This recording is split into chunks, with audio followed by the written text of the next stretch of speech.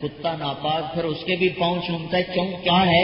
ان کا این سگے در کوئے لیلا گاہے گاہے رفت بود، یہ کتا کبھی کبھی لیلا کی گلی سے گزرتا ہے، اس لیے مجھے بڑا پیارا لگتا ہے کہ کبھی تو اس کا پاؤں لیلا کے پاؤں پہ آیا ہی ہوگا، میں اس لیے چومنے بیٹھ جاتا ہوں۔ ارے ایک عورت کی محبت نے ایک ایسے اچھے خاصے عقل مند آدمی کو پاگل دیوانہ کر دیا۔ جب اللہ اس کے رسول کی محبت ہوگی تو کیا سے کیا ہو جائے گا۔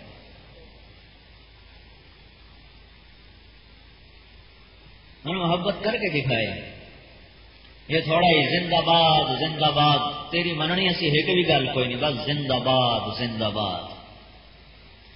سنو جو ہے محبت کرنے والوں کی کہانیاں سنو۔ ایک شخص آیا، یا رسول اللہ میرا پڑوسی ہے، اس کی کھجور کی چند شاخیں میرے گھر میں لٹکی ہوئی ہیں، جب پھل آتا ہے تو پک کے گرتا ہے تو آتا ہے اور میرے بچے اٹھا لیتے ہیں تو ان کے منہ سے انگلی ڈال کے باہر نکالیں، تو آپ اس کو سمجھائیں، بچے ہیں ان پر اتنی زیادتی تو نہ کیا کریں۔ تو آپ نے شخص کو بلایا کہ بھائی میرے ساتھ سودا کرو، یہ کھجور مجھے دے دو، اس کے بدلے میں ایک کھجور میں تمہیں جنت میں لے کر دوں گا، یہ مجھے دے دو۔ وہ تھا منافق تھا، لیکن آپ نے منافقین کے ساتھ بھی مرتے دم تک مسلمانوں والا معاملہ کیا، ان کو چھپایا، کسی کو نہیں بتایا۔ دیکھو آج امت پر کیا حال آ گیا ہے کہ مسلمان کو کافر کہتا پھر رہا ہے، ایک دوسرے کو سلام تک نہیں کرتے، اتنا تعصب پھیل چکا ہے، فرقہ واریت کا زہر ایسا پھیلا ہے کہ ایک دوسرے کو سلام کرنا بھی روا نہیں سمجھتے۔ جو نبی منافقوں کو جان کر بھی ان سے اسلام کا معاملہ کرتا رہا، آپ نے ایک ایک کے نام حضرت حذیفہ کو بتا دیا، تھوڑا کہ آپ کو پتہ نہیں، حذیفہ یہ منافق یہ منافق یہ منافق یہ منافق، پر یاد رکھنا یہ تیرا میرا راز ہے، کسی کو نہیں بتانا۔ تو حضرت حذیفہ مر گئے پر کسی کو نام نہ بتایا۔ ان کو نام کیوں بتائے تھے؟ تاکہ کل کو اگر کوئی ایسی جگہ میں یہ آ جائے جہاں مسلمانوں کا نقصان ہو رہا تو اس کو بتا سکیں کہ نہیں یہ منافق ہے، ورنہ کبھی آپ نے حضرت حذیفہ نے ان کا نام نہیں ظاہر کیا۔ ہمارے نبی تو منافقوں سے بھی ایسی محبت کر کے دکھا گئے، ہم مسلمانوں کو کافر کہہ کر لڑ ایک دوسرے کے اوپر بھی پتہ نہیں فتوے کہاں سے لے کے آ جاتے ہیں۔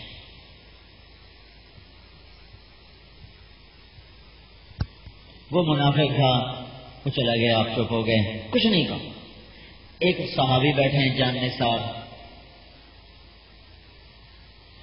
وہ کہنے لگے یا رسول اللہ اگر میں آپ کو یہ لے کر دے دوں تو مجھے لے کر دیتے ہیں جنت میں کھجور؟ ان کا نام ہے ابو داہداہ۔ تو آپ نے کہا ٹھیک ہے، تو لے کے دے دے تو تجھے لے کر دے دوں گا۔ کہنے کا ٹھیک ہے، تو اس کے پیچھے پہنچ گیا، ہاں بھائی کھجور بیچنی ہے؟ کہنے کا جاؤ میں نے اللہ کے نبی کو نہیں بیچی، تمہیں کہاں بیچوں؟ تو کہنے کہ جو تیرے منہ میں آتا ہے قیمت لگا دے، بول دے، جو منہ میں آتا بول دے، جو کہے گا دوں گا۔ ان کا ایک باغ تھا جس میں 600 کھجوریں تھیں۔ تو اگر آپ زمیندار ہوں تو آپ کو پتا چلے کہ 600 کھجوروں کا باغ کیا ہوتا ہے، 600 کھجوروں کا باغ۔ وہ کہنے لگا، اس نے تو جان چھڑانی تھی، کہنے لگا باغ دے دو، کھجور لے لو، باغ دے دو 600 کھجوروں کا، اور کھجور لے لو۔ تو ان کو تو کہنا چاہیے تھا تیرا دماغ خراب ہے، تو پاگل ہو گیا، کیا کہتے ہیں؟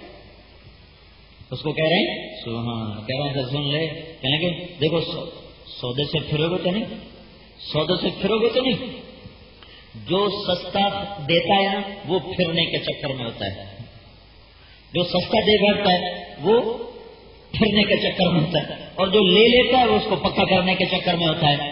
تو یہاں تو پکا کرنا چاہیے تھا منافق کو کہ دیکھو سودا سے پھرو گے تو نہیں، یہ الٹا یہ کہہ رہے ہیں دیکھو سودا ڈن، اب پھرو گے تو نہیں۔ وہ کہنے کا میرا دماغ خراب ہے، میں پھر جاؤں تیری، اب تو آپ سوچو تو نہیں کہ نہیں پھر جاؤ نا۔ ہاں بھائی سودا پکا، ہاں پکا، دوڑ لگائے کہ یا رسول اللہ میں نے کھجور لے لی، آپ دے دیں میرے بھائی کو، خود نہیں لے رہے، وہ کسی اور کو لے کے دیں گے۔ آپ نے کہا کیسے لے لی؟ کہا جی میں نے سارا باغ دے دیا، کھجور لے لی۔ تو آپ نے کہا یہ میں زبان حال سے کہہ رہا ہوں، حدیث کے لفظ ہیں۔ آپ نے کہا بس ہمارا سودا بھی کینسل ہو گیا، پہلے ایک کھجور کا وعدہ تھا، اب سنو ابھی اسی وقت اللہ نے تیرے لیے جنت میں بے شمار باغات لگا دیے ہیں اور محلات سے تیری جنت کو سجا دیا ہے۔ اب ایک کھجور نہیں، اب میں ضامن ہوں باغات کا اور محلات کا، اس طرح جانیں قربان ہوئی، مال قربان ہوئے، پھر وہ غلام رسول بنتے چلے گئے۔ ہم نے قربان کیا کیا؟ خالی نعرے لگائے، بس 2-4 نعتیں پڑھی، ایک مولوی صاحب کو بولا کہ تقریر کروائی، تو ہم نے لگایا کیا ہے جو محبت ہوتی؟ وہ جس پر آدمی کھپتا ہے اسی کی محبت۔ دیکھو نا، اپنا بچہ رو پڑے نا، آدمی سویا ہوا ہو نا، تو اپنے بچے کی چیخ پر آدمی اٹھتا ہے تو سینے میں درد لے کے اٹھتا ہے، اور پرایا بچہ روئے تو جب یہ اٹھتا ہے تو سر میں درد لے کے اٹھتا ہے۔ بچے تو دونوں بچے ہیں، اس کی پکار نے سینے میں درد اٹھایا، اس کی پکار نے سر میں درد اٹھایا۔ یہ فرق کیوں ہے؟ ایک پہ رت بیٹ دی ہے اور رت بیٹی گئی ہے، ایک پر جان بھی لگی ہے، مال بھی لگا ہے، پیٹ بھی پھٹا ہے، آنکھیں پھٹی ہیں، تب یہ بچہ باہر آیا ہے۔ اس نے ہائے کی، ماں تڑپ کے اٹھی، کسی اور نے ہائے کی تو کہتی کیا مصیبت ہے، سونا ہی کوئی نہیں دیتا ہے، ایک تو یہ مہمان مصیبت ہے، سونے ہی نہیں دیتے ہیں۔ بخل کا دور آ گیا نا، مہمانی ویسے ختم ہو گئی۔ ہمارا ایک پرانے دادے کا کوئی نوکر آ گیا، تو ہمارے ہاں دستور ہے رات مہمانوں کو دودھ پلانے کا، روٹی کھلانے کے بعد رات کو دودھ، تو ہم نے اس روایت کے مطابق بھیج دیا دودھ پلانے کے لیے نوکر کو۔ تو ایک گلاس تھا، تو گلاس دے کر کہنے لگا پتر میں نہیں پیندا۔ اسے کہا چاچا کیوں نہیں پینا ہے؟ اور کہنے لگا 2 گلاس تو ود پیواں تب بے غیرت بنا، تے 2 نال میرا گزارا نہیں۔ یہ زمانہ وٹی گیا، ارک جڑے گلاس ہوندے کوئی سائے ہو جانے، گلاسیاں آ گئی، میں ماما نے ترخاون، اب تو کب کے برابر گلاس ہیں۔ میں نے اپنے دیکھے 1-2 گلاس دیکھے اپنے بچپن میں، وہ اتنا بڑا گلاس، وہی مہمانوں کو دیا جاتا بھرا ہوا دودھ کے ساتھ، لسی کے ساتھ۔ اب بخل آتا گیا تو مہمانی بھی گھٹتی گئی، اور کپ بھی چھوٹے ہوتے گئے، گلاس بھی چھوٹے ہوتے گئے۔ جان لگائی ہے انہوں نے، مال لگایا ہے، تب جا کر محبت اندر آئی ہے۔ تو ماں باپ اولاد پہ قربان ہوتے ہیں، تب محبتیں پروان چڑھتی ہیں۔ اوروں کے بچہ روئے تو یہ مہمان ہی مصیبت ہے، اپنا بچہ روئے تو ہائے ہو جاتی ہے کہ فرق کہاں پر ہے؟ ایک کے لیے پیٹ پھٹا ہے، ایک کے لیے کچھ بھی نہیں ہے۔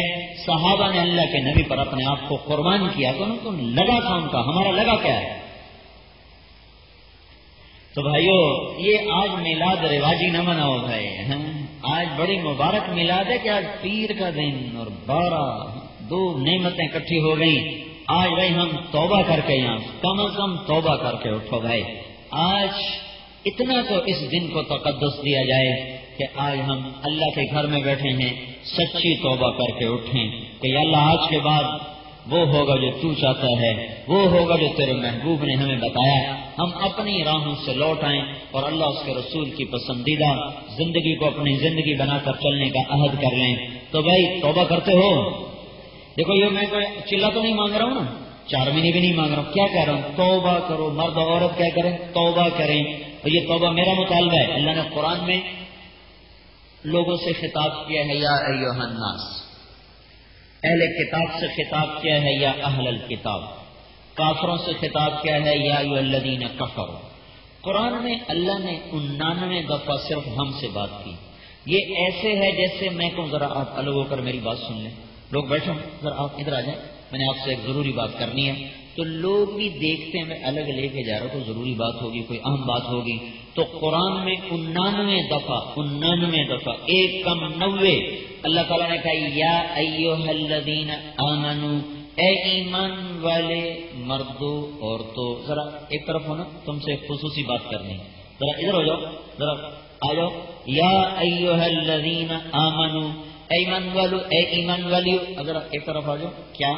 یا ایھا الذین آمنو لا تقولوا راعنا، یہ پہلا ہے، یہاں سے شروع ہوتا ہے، اور آخری یا ایھا الذین آمنو، اے ایمان والو، ذرا ادھر آنا، بات کرنی ہے۔ کیا یا اللہ؟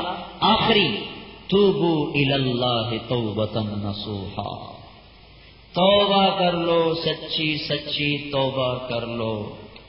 توبہ کا مطلب ہم سمجھتے ہیں گناہوں سے معافی مانگنا، یا اللہ معاف کرو۔ توبہ کا مطلب یہ مرادی